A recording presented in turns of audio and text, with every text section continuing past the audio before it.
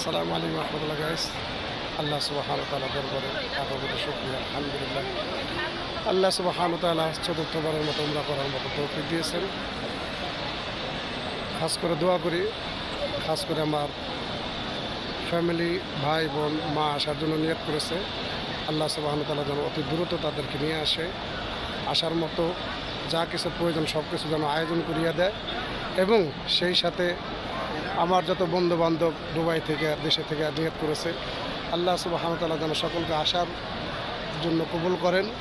এবং যারা এখনও নিয়ত করেননি, আল্লাহ সুবহানাহু ওয়া তাআলা সকলকে নিয়ত করার মতো তৌফিক দান করুন এবং সবাইকে আসার জন্য কবুল করুন।